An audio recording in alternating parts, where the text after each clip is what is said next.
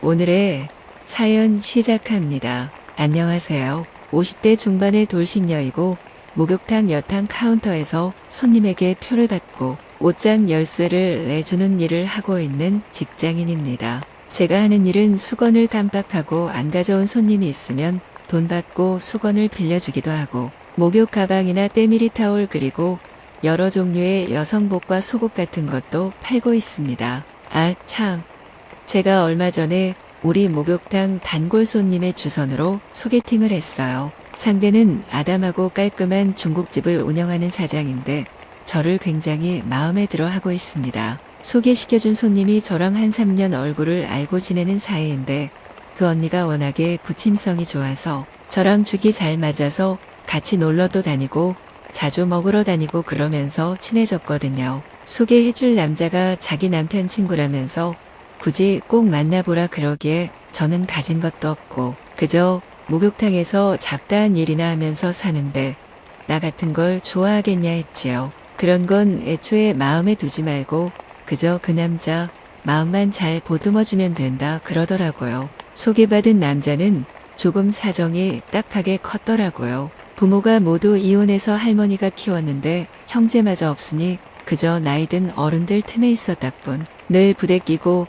장난치고 마음 터놓고 의지할 데도 없이 외롭게 컸나 보더라고요. 할머니 할아버지가 무슨 수입이 있는 것도 아니고 일가 친척들이 십시일반으로 돈을 모아서 애 하나는 그나마 고등학교까지는 맞춰줬다더군요. 그래서 이 남자도 일찍 취직해서 일 좀 하다가 자기 기술을 가져야겠다 싶어서 중국집 주방에서 일을 배웠더랍니다. 그렇게 한 5년 배우고는 모아둔 돈으로 조그맣게 가게 차리고 그게 점점 커져서 지금이 되었다는 거지요. 그 남자는 저보다는 나이가 4살 많으니까 거의 60다 됐지요. 한번 결혼했다가 이혼했는데 애들은 여자가 키운대요. 소개해준 그 언니는 애가 안 딸린 것만도 어디냐며 이제는 남자 마음만 편하게 해줄 여자를 찾는 것이니 부담 갖지 말고 잘해보라고 하더라고요. 듣고 보니 저랑 아주 처지도 비슷해서 굳이 몸살일 것만은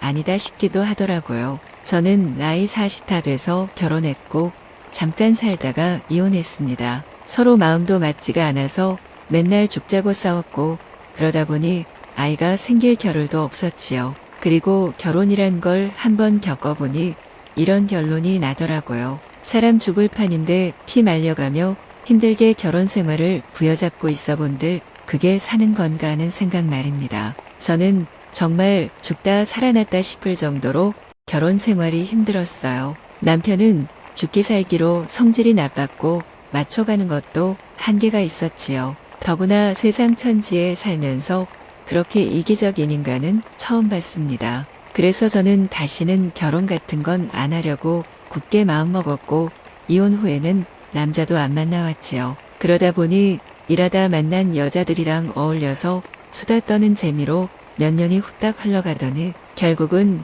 그 여자들 등살에 다시 남자한테로 시선이 가게 되네요. 여자 혼자 어찌 산다고 그러냐며 다들 그나마 아직은 봐줄만 할 때 얼른 남자 잡으라고 난리더라고요. 조금만 더 넋놓고 있다간 아예 아무도 안 쳐다본다며 그때 가서 한탄하지 말란 거였죠. 나이 들어서 경제력도 없이 혼자서 어찌 살 거며 목욕탕 카운터에서 수건을 팔더라도 날꽃죽을 하면 젊은 애들 틈에서 일자리도 밀려나는 거라면서 으름장들을 놓지 뭡니까? 말이 나와서 그렇지 여러분 우리 세대에 50 중반이면 한창 나이 아닌가요?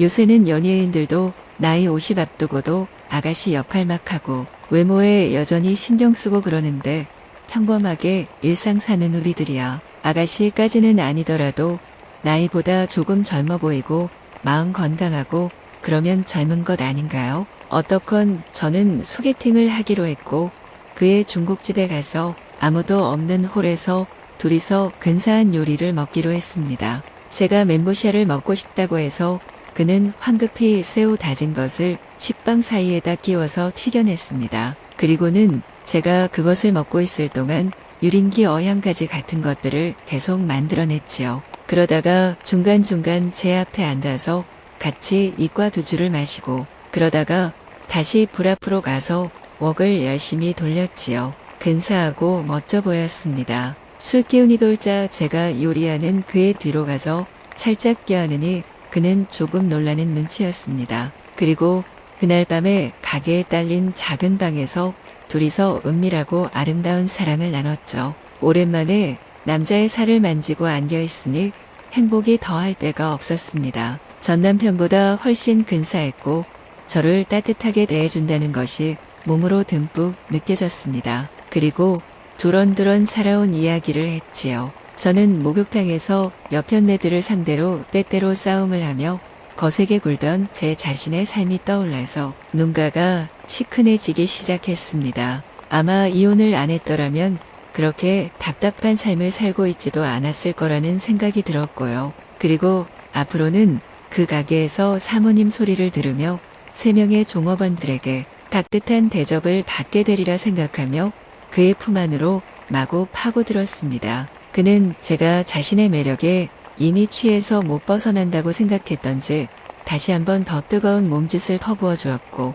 저는 달아오른 몸과 마음을 주체를 못한 채 행복하고 달콤한 잠 속으로 그대로 빠져들었습니다. 그리고 얼마나 시간이 흘렀는지 밖에서 시끌시끌하게 사람 소리가 들리더군요. 직원들이 우르르 출근을 하는 모양이더라고요. 저는 너무 놀라서 어쩔 바를 몰라 하며 잠이 화르륵 깼고 그 역시도 당황하며 일어나서는 얼른 옷을 주워 입으며 제게도 옷을 빨리 입으라고 하고는 주변 정리를 황급히 했습니다. 그는 직원들이 차를 타 마시고 한 30분 정도는 주방에서 이런저런 이야기를 하다가 옷을 갈아입으러 그 구석방으로 들어오는 것이 습관이라며 겨우 저를 안심시켰습니다. 그래도 얼른 서두르라는 말에 저는 최대한 움직였습니다. 그리고 그는 저를 살포대며 춘장을 쌓아놓은 창고 쪽으로 나가라며 살며시 방문 앞에 제 신발을 챙겨서 창고 쪽으로 내다 주었습니다. 저는 불이 나게 신을 신고 무사히 밖으로 나올 수 있었고 그가 전날에 제게 선물해준 우아한 책모자로 얼굴도 잘 가리고 나올 수 있었습니다. 나중에 얘기 들으니 직원들은 아무것도 모른 채 차를 천천히 마시고는 주방 작업복으로 갈아입으러 들어왔고 그는 그제야 부스스 눈 뜬 척하면서 이불을 걷고 일어나서 태연히 그날의 업무를 시작했다는 것입니다. 정말 아슬아슬했지요. 그래도 그런 스릴을 또 즐기려다가는 꼬리가 밟힌다 싶어서 그 다음부터는 저의 집으로 그가 찾아오고 있습니다. 다 낡아빠지고 초라한 방 안에서 우린 누구한테도 방해받지 않고 제2의 20대 청춘을 즐기고 있습니다. 저의 마음도 몸도 다시 20대로 만들어주고 있는 그와의 밤이 너무 황홀해서 어쩔 줄 몰라 하면 그는 지치지도 않고 그 밤을 온통 불태워버리고 마는 것이지요. 이혼을 했다고 어느 정도는 삶의 자신감을 잃고 있었는데 이제는 행복이 온 것 같습니다. 그리고 인간의 행복은 아주 단순하다는 것도 알아가고 있습니다. 잘났네 못났네 하는 것도 전부 자기들끼리의 얘기인 거고 그저 배부르고등 따시고 더구나 이렇게 알콩달콩 서로 행복감을 느낄 수 있는 한 쌍이면 족한 것 아니겠습니까? 그도 이젠 부모에게 정을 못 받고 자란 것을 억울해 하지 않겠다고 하더군요. 그리고 우린 이제 곧 결혼식을 올립니다. 행복의 팡파레를 마음껏 울리며 잘 살 겁니다.